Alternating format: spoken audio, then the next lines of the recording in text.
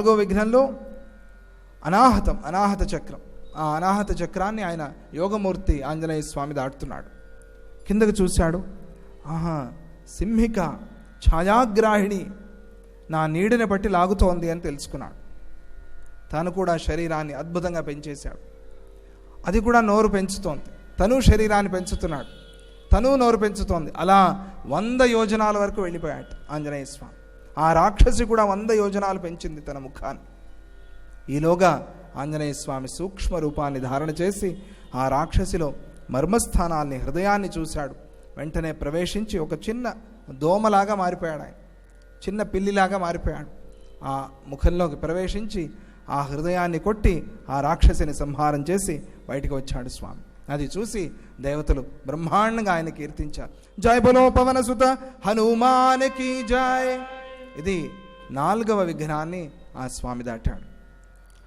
ఆ సింహిక రాక్షసి, సింహిక అంటే రాహు తల్లి అని చెప్తారు. ఆ సింహికని సంహారం చేసి ఆయన అలా ముందుకు సాగాడు. సముద్రాన్ని దాదాపు దాటేశాడు. లంకకి దగ్గరగా వచ్చాడు. దూరం నుంచి లంకను చూశాడు. అనాహతమైన తర్వాత విశుద్ధం, ఆ విశుద్ధ చక్రం కంఠస్థానంలో ఉంది.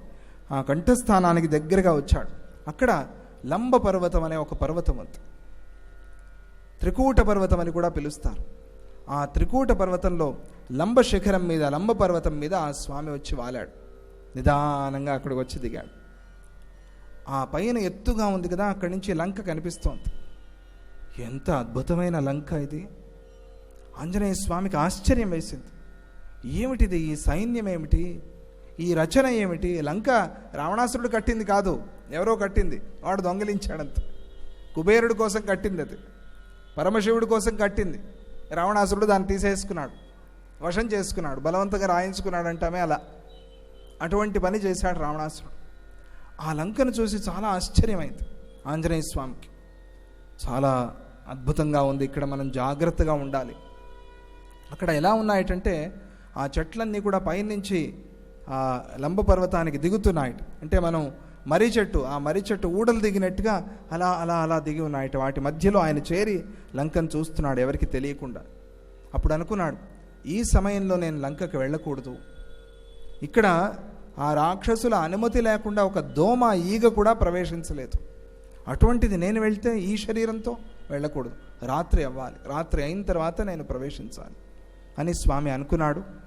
తన శరీరాన్ని కూడా చిన్నది చేశాడు. చిన్నది చేసి రాత్రి అయ్యేందుకు, సూర్యాస్తం అయ్యేందుకు ఎదురు చూస్తున్నాడు. ఆ పర్వతం నుంచి లంకనంతా చూస్తున్నాడు. ఆ సమయంలో దూత చేయవలసిన పని, ఎవరైనా మనల్ని ఏదైనా కార్యసిద్ధి చేసుకురండి అని పంపిస్తే వాళ్ళు ఎలా ఉండాలి, ఆ ఘట్టాన్ని ఆయన మనకి తెలుపుతాడు. భూతాశ్చార్థా విపద్యంతే దేశకాల విరోధితా విక్లవం దూతమాసాద్య తమ సూర్యోదయేథ. తెలియక బుద్ధి తక్కువగా పని చేస్తే గనక సిద్ధించిన పని కూడా పాడైపోతుంది. జాగ్రత్తగా ఉండాలి. అయిపోయింది కదా అని అనుకోకూడదు. అక్కడి వరకు వచ్చి ఫినిష్ లైన్ ఉంటుంది కదా రన్నింగ్ రేస్లో, ఫినిషింగ్, ఆ ఫినిష్ లైన్ని నువ్వు టచ్ చేసినప్పుడే గెలిచినట్టు. అక్కడి వరకు పరిగెత్తానండి, ఆ లైన్ని, ఆ రిబ్బన్ మాత్రం నేను కట్ చేయలేకపోయాను అంటే ప్రయోజనం లేదు. అక్కడికి వచ్చి దాన్ని ఎవరైతే మొదటిసారిగా ముడతాడో వాడికే ఫస్ట్ ప్రైజ్ కదా. మనం అక్కడికి వరకు వచ్చి అయిపోయింది పని అని వదిలేస్తే కార్యం నాశనం అయిపోతుంది. అలా కాకూడదు, అలా నేను చేయకూడదు, తప్పైపోతుంది. అందువల్ల నేను ఇక్కడే ఉంటాను. అర్థానర్థాంతరే బుద్ధి నిశ్చితాపి న శోభతే ఘాతయంతి కార్యాణి దూతా పండితమానినః. పండితుడు వేరే, పండితమాని వేరే. పండితులమై ఉంటే ఇబ్బంది లేదు. నేను పండితుడిని అనుకునేవాడితో చాలా కష్టం. ఏమి లేదు పాండిత్యం అక్కడ, బుద్ధిలో ఏమి లేదు. కాకపోతే తనని తాను అనుకుంటాడు, నేను చాలా గొప్పవాడిని, నేను బాగా చదువుకున్నవాడిని, నాకు అన్నీ తెలుసు. అలా అనుకునేవాడితో కష్టం. దూతాహ పండితమానినః. అహంకరించి నేను చాలా గొప్పవాడిని అనుకుని ఏం చేస్తారు? చేతికి దొరికిన దాన్ని కూడా పాడు చేసుకుంటారు. అలా నేను చేయకూడదు. అర్థానర్థాంతరే బుద్ధి, అర్థ అనర్థాంతరే బుద్ధి. తెలిసి తెలియక చేసే పనులు నిశ్చితాపిన శోభతే, అక్కడ సిద్ధించిన కార్యాలు కూడా పాడైపోతాయి. నేను ఈ విషయంలో జాగ్రత్తగా ఉండాలి అని తనను తాను సమాధానపరుచుకుని సూర్యాస్తం కోసం ఎదురు చూస్తున్నాడు. ఏ ప్రయత్నము చేయలేదుట, అలాగే ఉన్నాడు. అంటే అక్కడ వరకు యోగి ప్రయాణం చేసినవాడు అక్కడ కొద్దిగా విశ్రాంతి తీసుకుని అక్కడి వరకు చాలా విశాలంగా ఉంది శరీరం, చక్రాలన్నీ కూడా ప్రయాణం చేయవచ్చు. అక్కడి నుంచి ఇంకా నారో అంటారే, చాలా కష్టం, జటిలంగా ఉంది, వన్ వే, జాగ్రత్తగా చూసుకుని వెళ్ళాలి అన్నట్టుగా వర్ణన చేస్తారు సుందరకాండలు. సూర్యాస్తమైన తరువాత తన రూపాన్ని ఇంకా చిన్నదిగా చేసుకుని పైనుంచి చూశాడు. ఏది మంచి స్థానం, లంకలోకి ప్రవేశించాలి, ఎలా ప్రవేశించాలి. ఒక మంచి స్థానాన్ని చూశాడు. అక్కడ ఒక ప్రహరీ గోడ ఉంది. ఆ గోడ దగ్గరికి వెళ్ళాడు. మెల్లగా ఒక చిన్న రూపాన్ని ధారణ చేసి ఆ గోడ దూకుదామని అనుకుంటున్నాడంత, ఇంకా దూకలేదు. దూకుదాము అని మనస్సులో ఉంది సంకల్పం. అలా దూకేలోపు ఎక్కడి నుంచి వచ్చింది, ఆగు అని ఒక రాక్షసి వచ్చింది, గోడ నుంచి వచ్చింది. చాలా ఆశ్చర్యమైంది ఆంజనేయ స్వామి, ఎవరిది, ఎక్కడి నుంచి వచ్చింది? లంకిణి, నేను లంక అధిదేవతని, లంకకి చాలా ముఖ్యమైన దాన్ని, నేను ఈ లంకని కాపాడుతున్నాను. నా అనుమతి లేకుండా, అంటే వీసా లేకుండా ప్రవేశించలేరు. మొదటి వీసా లేకుండా ప్రవేశించిన వాడు ఆంజనేయ స్వామి ఒక్కడే. ఆయనకి ఏ వీసా అవసరం లేదు, ఎక్కడికి ఏ వీసా అవసరం లేదు. లంక అంటే విదేశం కదండి, ప్రవేశిద్దామని అనుకున్నాడు. ఈలోగా ఆ లంకిణి వచ్చింది, భయపెట్టింది. ఆయన అప్పుడు చాలా సౌమ్యంగా, ఏం తెలియని వాడిగా, అమ్మా నేను కోతిని, ఇక్కడే అడవిలో తిరుగుతూ ఉంటాను, ఈ లంకను ఒకసారి చూసి వెళ్దాము అని వచ్చాను ఇక్కడికి, చాలా బ్రహ్మాండంగా ఉంది అని అందరూ మాట్లాడుకుంటున్నారు, నాకు ఏమీ వద్దు, అలా వెళ్తాను, చూసి అలా వచ్చేస్తానంత, అనుమతి ఇవ్వు నాకు అన్నాడు.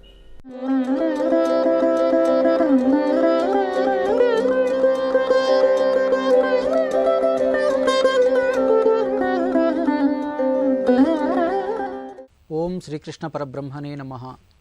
ఎవరి యొక్క అనుగ్రహం ఉంటే గుడ్డివాడు కూడా లోకాన్ని చూడగలడో, ఎవరి యొక్క అనుగ్రహం ఉంటే కుంటివాడు కూడా కొండలెక్కగలడో, ఎవరి యొక్క అనుగ్రహం ఉంటే మూగవాడు కూడా మాట్లాడగలడో, అటువంటి మాధవుని యొక్క దివ్య చరణారవిందములకు శతదా సర్వదా సహస్రదా శిరస్సు వంచి ప్రణమిల్లుతూ పురాణములు వ్యక్తిత్వ వికాస పాఠాలు అనే కార్యక్రమానికి స్వాగతం. భక్తులకు కూడా ఎందుకు కష్టాలు వస్తాయి, కష్టాలు వస్తున్నప్పుడు దాన్ని ఎట్లా ఎదుర్కోవాలి, దాన్ని ఎలా అర్థం చేసుకోవాలి అనేది ఈరోజు మనం తెలుసుకోబోయే అంశం. మనం చాలా చోట్లలో ఈ మాట వింటూ ఉంటాం. చూడండి, మేము నిత్యము పూజలు చేస్తాం, దాన ధర్మాలు చేస్తాం, కానీ మాకే అధికమైనటువంటి కష్టాలు దేవుడిస్తూ ఉన్నాడు. కానీ ఆ ఎదురింటి వాళ్ళు కనీసం వాళ్ళ ఇంటిలో దేవుని యొక్క చిత్రపటం కూడా ఉండదు, వాళ్ళు దానము చెయ్యరు, ధర్మం అసలే ఆచరించరు, కానీ వాళ్ళకే శుభాలు మీద శుభాలు కలుగుతూ ఉన్నాయి. మొన్ననే వాళ్ళ అబ్బాయికి ఒక ఉద్యోగం లభించింది, వాళ్ళ అమ్మాయికి మంచి సంబంధం కుదిరింది అని ఇలా మాట్లాడడం మనం చాలా సందర్భాల్లో చాలామంది దగ్గర నుండి వింటూ ఉంటాం. అయితే భగవంతుని యొక్క పని ఏమిటి, భగవంతుడు కష్టాలు పెడుతున్నాడా అనేది ఒక్కసారి మనం గహనో కర్మణో గతి అని ఒక శ్లోకంలో చెప్పబడింది. కర్మ సిద్ధాంతం అనేటువంటిది అంతటి గహనమైనటువంటిది, అంత లోతైనటువంటిది. దీనికి మనకు స్పష్టమైనటువంటి ఒక అవగాహన కలగాలంటే మనం ఒక్కసారి ఒక చిన్న కథ రూపంలో మనం తెలుసుకునే ప్రయత్నం చేద్దాం. ఒక భక్తుడు తను ప్రయాణం చేస్తూ ఉన్నాడు, అందున ఒక రిక్షాలో ప్రయాణం చేస్తూ ఉన్నాడు. అలా మార్గమధ్యంలో పోతూ ఉంటే దారిలో ఒక కృష్ణాలయం కనబడింది, భగవంతుని యొక్క ఆలయం. భక్తుడు కనుక ఆలయాన్ని చూడగానే ఆ రిక్షావాడిని చూసి, బాబు బాబు కాస్త ఈ రిక్షాని ఇక్కడ నిలుపు, నేను అలా స్వామివారి యొక్క దర్శనం చేసుకుని మరలా తిరిగి వస్తాను, కలిసి ఇద్దరం మనం గమ్యానికి చేరుకుందాం, ప్రయాణం చేద్దాం అంటే ఆ రిక్షావాడు కాస్త నవ్వుతూ, ఏంటండి మీకు కూడా ఇలాంటి దైవ దర్శనాలు లాంటి పిచ్చి పనులు ఉన్నాయా, ఎవరండి దేవుడు, ఆయన ఏమైనా మన కష్టాలు తీరుస్తాడా, ఎవరి కష్టాలు వారిలే తీర్చుకోవాలి, ఈ మధ్యలో దేవుని యొక్క ప్రాశస్త్యం ఏంటండి, నేను కూడా మీలాగే గతంలో ఇలాగే దేవుడి యొక్క భక్తుడిని చాలా పిచ్చి పిచ్చిగా చాలా తీర్థయాత్రలు చేశాను, దానాలు ధర్మాలు యజ్ఞాలు అన్నీ చేసేసాను, కానీ నా కష్టాలు ఏవి కూడా తీరలేదు, చివరికి దేవుడు అనేవాడే లేడు అని నిర్ణయానికి వచ్చి ఈవేళ ప్రశాంతంగా ఉన్నాను, మీరు కూడా నా మాట విని నా మార్గంలోకి వచ్చేయండి అని ఆ రిక్షావాడు ఏదో బోధలు చేస్తూ ఉన్నాడు ఈ భక్తుడికి.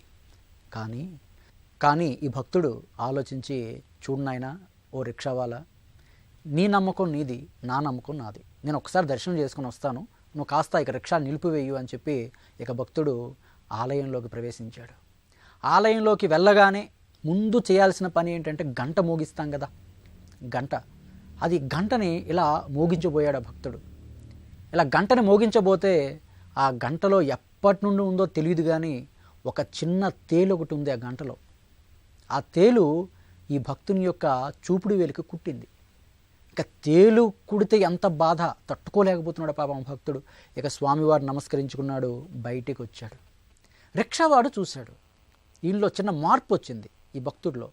ఈయన ముందు ఆలయ దర్శనానికి వెళ్ళినప్పుడు చాలా ఉత్సాహంగా ఆనందంగా వెళ్ళాడు, కానీ బయటకు వచ్చినప్పుడు ఏంటి, ఈయన ఏదో బాధతో ఒక బాధ తప్త హృదయంతో బయటకు వస్తున్నాడు. ఈయన ముఖంలో ఏదో కష్టం కనబడుతుంది. ఏం జరిగిందని రిక్షావాడు అడిగాడు. ఏమయ్యా, వెళ్ళినప్పుడు సంతోషంగా వెళ్ళావు, వచ్చినప్పుడు ఏంటి ఇలా ముఖం పెట్టుకుంటూ వస్తున్నావు, ఏదో దుఃఖపడుతున్నావు అంటే ఈ భక్తుడు చెప్పాడు, నాకు ఒక గంటలో ఉన్నటువంటి తేలు కుట్టింది అన్నాడు.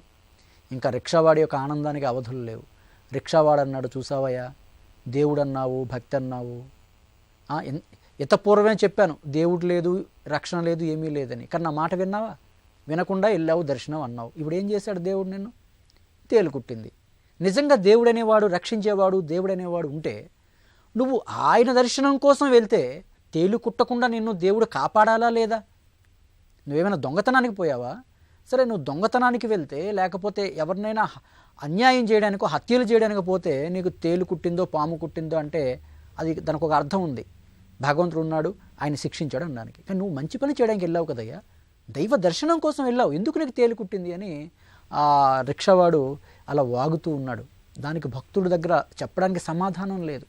ప్రయాణం సాగుతూ ఉందట. కొంత దూరం వెళ్ళిపోయారు. కొంత దూరం వెళ్ళిపోయిన తర్వాత మార్గ మధ్యంలో ఒక 2000 రూపాయల నోటు ఒకటి అట్లా పడుంది రోడ్డుపై. అది ఎవరికి దొరికిందయ్యా అంటే అది రిక్షావాడికి దొరికిందట. ఇంకా రిక్షావాడి యొక్క ఆనందానికి అవధులు లేవు. రిక్షావాడు నవ్వుతూ అంటున్నాడు, చూసావయ్యా, నువ్వు దేవుణ్ణి నమ్మావు, కానీ నీకు దేవుడు ఏం చేశాడు? తేలు కుట్టింది. నేనేం చేశాను? దేవుణ్ణి తోలనాడాను, దేవుడు లేడన్నాను, తిట్టాను, కానీ నాకు 2000 రూపాయల నోటు దొరికింది. ఇప్పటికైనా నా మార్గంలోకి వచ్చేయి అన్నాడు రిక్షావాడు. కానీ భక్తుడు దానికి సమాధానం చెప్పలేకపోతున్నాడు. అప్పుడు భగవానుడు చూసి, ఈ కలియుగ మానవులు పూర్తిగా భ్రష్టులైపోతూ ఉన్నారు, ఈ కర్మ సిద్ధాంతాన్ని తెలుసుకోలేకపోతున్నారు అని చెప్పి తను ఒక అశరీరవాణిగా భగవానుడు బోధ చేయబోతున్నాడు. ఒక శబ్దం వినబడింది, శరీరం కనిపించట్లేదు. ఓ రిక్షావాడా అని ఒక శబ్దం వినబడగానే రిక్షావాడు చుట్టూ చూస్తున్నాడు, ఎవరు అని. నేను నీకు కనిపించను, కానీ నువ్వు అడిగిన ప్రశ్నకు సమాధానం మాత్రం చెప్తాను, శ్రద్ధగా వినని భగవంతుడు అశరీరవాణిగా చెప్తూ ఉన్నాడు. చూడు, ఆ భక్తుడు నా దర్శనార్థం వస్తే ఆయనకి తేలు కుట్టింది, నేను ఆయన్ని శిక్షించానంటున్నావు, కానీ ఆ భక్తుడిని నేను శిక్షించలేదయ్యా, ఆ భక్తుడిని నేను కాపాడాను అన్నాడట. ఎలా కాపాడానో తెలుసా? ఈయన ఈ జన్మలో అన్ని మంచి పనులు చేస్తూ ఉన్నాడు, కానీ గత జన్మలో కొంత పాప సంస్కారం చేసున్నాడయ్యా ఆ భక్తుడు పాప సంస్కారం మూలంగా ఇప్పుడు ఈ తేలు కుట్టిందే. ఇదే సమయానికి ఒక భయంకరమైనటువంటి ఒక త్రాచుపాము కుట్టి ఈ భక్తుడు మృతి చెందాలి. కానీ ఆ భక్తుడు నా యొక్క భక్తుడు అవడం వలన, నిరంతరము దైవ కార్యక్రమాలు సత్సంగాలు ఆచరించడం వలన ఆ పాము కాటుని నేను తప్పించేశానయ్యా, కేవలం తేలు కాటుతో సరిపెట్టాను అని చెప్పాడు. అంటే ఇప్పుడు మనం అర్థం చేసుకోవాలి, భగవానుడు ఆ భక్తుడిని కాపాడా, శిక్షించాడా అంటే కాపాడాడు. నిజంగా అయితే ఆయనకి తేలు కుట్టి చనిపోవాలి ఆ భక్తుడు, కానీ ఆయన భగవంతుడి యొక్క భక్తుడు కాబట్టి ఆ పాము కాటుని తప్పించేశాడు. నిజంగా అయితే వాడు పాము కాటుతో చనిపోవాలి, కానీ భక్తుడు అవడం వలన ఆ పాము కాటుని తప్పించేసి తేలు కాటుతో సరిపెట్టాడనమాట. ఇది భగవంతుడి యొక్క రక్షణ అంటే. మరి ఈ రిక్షావాడి పరిస్థితి ఏంటి? ఈయనకు 2000 రూపాయలు దొరికింది. ఈయనకి ఎందుకు అట్లా దొరికింది అంటే, యథార్థంగా చెప్పాలంటే రిక్షావాడు ఈ జన్మలో అయితే దుష్ట సంస్కారాలు చేస్తున్నాడేమో కానీ గత కాలంలో కొంత మంచి పనులు చేస్తున్నాడు కదా, ఆ మంచి పనుల యొక్క ఫలంగా ఈ 2000 రూపాయలు దొరికిందే. ఇదే సమయానికి అతనికి 1 కోటి రూపాయలు లభించాల్సిందట. ఆ రోడ్డుపై 1 కోటి రూపాయలు దొరకాల్సింది. కానీ నిరంతరం కూడా దైవ దూషణ చేసి ఆ 99,99,000 రూపాయలని ఖండించేశాడు భగవంతుడు. కేవలం 99,98,000 రూపాయలని ఖండించేసి కేవలం 2,000 రూపాయలతో సరిపెట్టాడనమాట. దీని అర్థం ఏంటంటే భగవంతుడి యొక్క రక్షణ అనేది అట్లా ఉంటుంది. మనకు బాహ్యానికి చూస్తే అలా కనిపిస్తూ ఉంటుంది, కానీ వెనక ఆయన రక్షణ అట్లా ఉంటుంది. అంటే మనం ఇట్లా అర్థం చేసుకోవాల్సింది ఏంటంటే, మనం మంచి పనులు చేస్తున్నప్పుడు కూడా, సత్కర్మలు ఆచరిస్తున్నప్పుడు కూడా ఎందుకు కష్టాలు వస్తున్నాయి అంటే, నీకు మంచి పనులు చేస్తున్నా కష్టాలు వస్తున్నాయి అంటే, ఒకవేళ నువ్వు మంచి పనులు చేయకపోతే ఇంతకన్నా ఘోరమైనటువంటి ఉపద్రవాలు రావాల్సి ఉంది. కానీ నువ్వు మంచి పనులు చేయడం వలన ఆ పెద్ద పెద్ద ఉపద్రవాలు ఆపేసి భగవంతుడు చిన్న చిన్న కష్టాలతో సరిపెడుతున్నాడని మనం ఇక్కడ అర్థం చేసుకోవాలి. ఇది నేటి యొక్క వ్యక్తిత్వ వికాసంలో ఒక అంశం. మరికొన్ని మంచి అంశాలతో మళ్ళీ కలుసుకునే ప్రయత్నం చేద్దాం.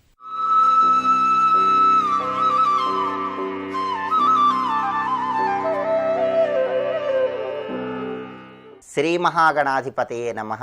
శ్రీమాత్రే నమః.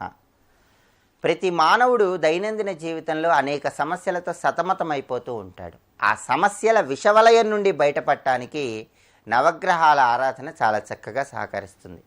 అయితే ఒక్కొక్క నక్షత్రంలో జన్మించిన వాళ్ళు వాళ్ళ నక్షత్రానికి అధిపతి ఎవరో తెలుసుకొని ఆ గ్రహాన్ని ప్రసన్నం చేసుకుంటే తొందరగా జీవితంలో మంచి అనుకూల ఫలితాలు పొందవచ్చు. ఈ ప్రక్రియలో భాగంగా మృగశిర నక్షత్రంలో జన్మించినటువంటి స్త్రీ పురుషులు ఎవరైనా సరే వాళ్ళ నక్షత్రానికి అధిపతి కుజుడు కాబట్టి కుజుడిని ప్రసన్నం చేసుకోవాలి.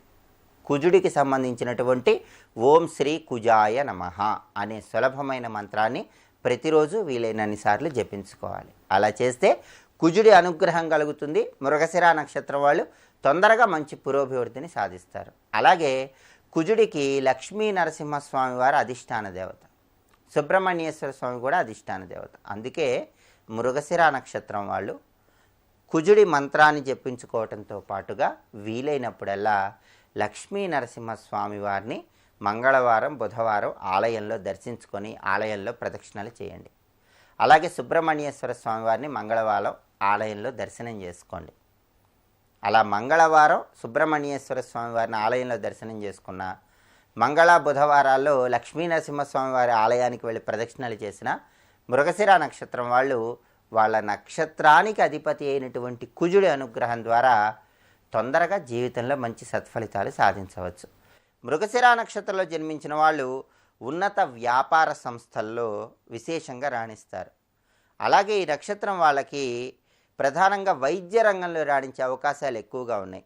నరాలకు సంబంధించినటువంటి వైద్య రంగం, కీళ్ళు ఎముకలకు సంబంధించిన వైద్య రంగంలో మంచి విఖ్యాతిని గాంచడానికి కుజుడు బాగా సహకరిస్తాడు. సంగీతంలో రాణించే అవకాశాలు కూడా ఉన్నాయి. అలాగే దేశభక్తి వీళ్ళకి చాలా ఎక్కువగా ఉంటుంది. ప్రధానంగా క్రమశిక్షణాయుతమైనటువంటి ప్రణాళిక ద్వారా వీళ్ళు జీవితంలో విజయం సాధించడానికి కుజుడు చాలా చక్కగా సహకరిస్తాడు. అలాగే మృగశిర నక్షత్రం వాళ్ళు కొన్ని ప్రత్యేకమైనటువంటి దానాలు నిర్వహించాలి.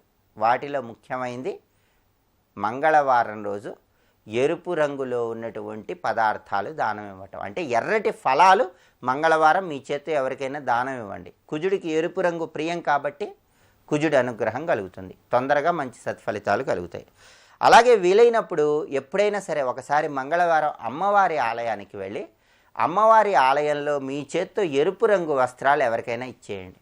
అంటే ఎవరికైనా మీ చేత్తో ఎరుపు రంగు వస్త్రాలను అమ్మవారి ఆలయ ప్రాంగణంలో అక్కడ భక్తులకు దానంగా ఇస్తే లేదా పంచిపెడితే మీకున్న దోషాలన్నీ తొలగిపోతాయి. అలాగే దేవాలయంలో మంగళవారం పూట మీ చేత్తో తీయటి పండ్లు కూడా భక్తులకు పంచిపెట్టండి. అలా చేస్తే కూడా మీకు ఏమైనా సమస్యలు ఎదురవుతున్నప్పుడు ఆ సమస్యల నుంచి తొందరగా బయటపడవచ్చు. సమస్యల నుండి బయటపడాలంటే మంగళవారం దేవాలయంలో మీ చేత్తో తీయటి పండ్లు దానంగా ఇస్తూ ఉండాలి. అలాగే ఈ మృగశిర నక్షత్రంలో జన్మించిన వాళ్ళు అమ్మవారిని ఆరాధన చేయటం ద్వారా కూడా అనుకూల ఫలితాలు కలుగుతాయి. కుజుడు, సుబ్రహ్మణ్యేశ్వర స్వామి, లక్ష్మీ నరసింహస్వామి వీళ్ళతో పాటుగా అమ్మవారిని మంగళవారం ఆలయంలో దర్శనం చేసుకోవటం, అమ్మవారి ఆలయంలో ప్రదక్షిణలు చేయటం ద్వారా కూడా చక్కటి శుభ ఫలితాలను పొందవచ్చు. అలాగే మృగశిర నక్షత్రం వాళ్ళు ఉపవాసం ఉండాలనుకుంటే శనివారం ఉపవాసం ఉండండి. శనివారం ఉపవాసం ఉండి మీ ఇష్టదైవ నామస్మరణ చేసుకుంటే తొందరగా జీవితంలో అనుకూల ఫలితాలు ఏర్పడతాయి. అలాగే ముఖ్యమైన కార్యక్రమాలు మంగళవారం ప్రారంభించాలి. మంగళవారం ప్రారంభిస్తే మృగశిర నక్షత్రం వాళ్ళకి చాలా చక్కగా అనుకూలత ఏర్పడుతుంది. అలాగే మంత్రాలు జపించేటప్పుడు కుజుడి మంత్రంతో పాటుగా ఈ మృగశిర నక్షత్రం వాళ్ళు లక్ష్మీదేవికి సంబంధించిన మంత్రము, హనుమంతుడికి సంబంధించిన మంత్రము కూడా జపం చేసుకుంటే అనుకూల ఫలితాలు ఏర్పడతాయి. ప్రతి శుక్రవారము కూడా మృగశిర నక్షత్రంలో జన్మించిన వాళ్ళు ఎవరైనా సరే ఓం ధనదాయై స్వాహ అనే అమ్మవారు మహాలక్ష్మి మంత్రాన్ని జపించుకోండి. ఓం ధనదాయై స్వాహ ఈ మహాలక్ష్మి మంత్రాన్ని శుక్రవారం వీలైనన్ని సార్లు జపించుకుంటే మృగశిర నక్షత్రం వాళ్ళకి తొందరగా అదృష్టం కలిసి వస్తుంది. అలాగే మంగళవారం రోజు ఓం హనుమంతాయ నమః స్వాహ స్వాహ ఈ మంత్రం వీలైనన్ని సార్లు జపించుకోండి. ఓం హనుమంతాయ నమః స్వాహ స్వాహ ఈ మంత్రం మంగళవారం జపించుకోవటం, ఓం ధనదాయై స్వాహ అనే మంత్రం శుక్రవారం జపించుకోవటం ద్వారా మృగశిర నక్షత్రం వాళ్ళు జీవితంలో మంచి పురోభివృద్ధిని సాధించడానికి ఆస్కారం ఎంతగానో ఉంది. ఈ మంత్రాలు జపం చేసుకోవడంతో పాటుగా ఎప్పుడైనా సరే లక్ష్మీ నరసింహస్వామి వారి ఆలయానికి వెళ్ళినప్పుడు సాయంకాలం పూట ప్రదోష సమయంలో లక్ష్మీ నరసింహస్వామి వారిని ఆలయంలో దర్శనం చేసుకోండి. అలాగే ఆలయ ప్రాంగణంలో మీ చేత్తో ఒక దీపాన్ని వెలిగించండి. లక్ష్మీ నరసింహస్వామి వారి ఆలయంలో ఓం నమో నారసింహాయ అనే మంత్రజపం చేస్తూ ప్రదక్షిణలు చేయండి. అలా చేస్తే విశేషమైనటువంటి శుభ ఫలితాలు కలుగుతాయి. అలాగే సుబ్రహ్మణ్య ఆలయంలో రాహుకాల దీపాన్ని వెలిగించండి. అంటే మంగళవారం మధ్యాహ్నం 3 గంటల నుంచి 4:30 మధ్య ప్రాంతం, దీన్ని మంగళవార రాహుకాలము అనే పేరుతో పిలుస్తారు. మంగళవారం రాహుకాలం ఉన్న సమయం మధ్యాహ్నం 3 నుంచి 4:30 మధ్య ప్రాంతంలో సుబ్రహ్మణ్యేశ్వర స్వామి వారి ఆలయం మీకు దగ్గరలో ఎక్కడ ఉన్నా అక్కడికి వెళ్ళి నిమ్మ దొప్పలు వెనక్కి వేచి అందులో నువ్వుల నూనె పోసి నిమ్మకాయల దీపాలు వెలిగించండి. సుబ్రహ్మణ్య ఆలయ ప్రాంగణంలో రాహుకాలంలో నిమ్మకాయ దీపాలు వెలిగించటం, లేదా అమ్మవారి ఆలయ ప్రాంగణంలో మంగళవారం రాహుకాలంలో నిమ్మకాయ దీపాలు వెలిగించటం ద్వారా మృగశిర నక్షత్రంలో జన్మించిన వాళ్ళు నిత్య జీవితంలో ఎటువంటి సమస్యలు ఎదురవుతున్నా సరే ఆ సమస్యల తీవ్రత నుంచి చాలా సులభంగా బయటపడవచ్చు. ఇలా ప్రత్యేకమైన విధి విధానాలు పాటించడం ద్వారా, ఎర్రటి ఫలాలు మంగళవారం దానంగా ఇవ్వటం ద్వారా, అలాగే అమ్మవారి ఆలయ ప్రాంగణంలో ఎరుపు రంగు వస్త్రాలు దానం ఇవ్వటం ద్వారా, అలాగే మీకు వీలైనప్పుడల్లా సంగీత విద్వాంసులను కలుసుకొని ఆ సంగీత విద్వాంసులు పెద్దవారి దగ్గర ఆశీర్వాదం తీసుకోవటం ద్వారా కూడా మీకు ఉన్నటువంటి గ్రహదోషాలను తొలగింపజేసుకొని విశేషమైన శుభ ఫలితాలను సిద్ధింపజేసుకోవచ్చు. అలాగే మృగశిర నక్షత్రంలో జన్మించిన వాళ్ళు కుజుడికి ప్రియమైన దిక్కు దక్షిణ దిక్కు కాబట్టి, వాళ్ళ నక్షత్రానికి అధిపతి కుజుడు కాబట్టి ప్రతి మంగళవారం గృహంలో దక్షిణ దిక్కులో దీపం పెట్టండి. మంగళవారం ఏ సమయంలో అయినా సరే మీ గృహంలో దక్షిణ దిక్కులో దీపాన్ని వెలిగిస్తే కుజుడి అనుగ్రహము కలుగుతుంది, పితృదేవతల అనుగ్రహము కలుగుతుంది, అన్ని రకాలైనటువంటి శుభ ఫలితాలను సిద్ధింపజేసుకోవచ్చు. ఇలా ప్రత్యేకమైన విధి విధానాలను పాటించండి. విశేషమైన శుభ ఫలితాలను సిద్ధింపజేసుకొని చక్కటి పురోభివృద్ధికి నాంది వాక్యం పలకండి. సర్వే జనాః సుఖినో భవంతు. స్వస్తి.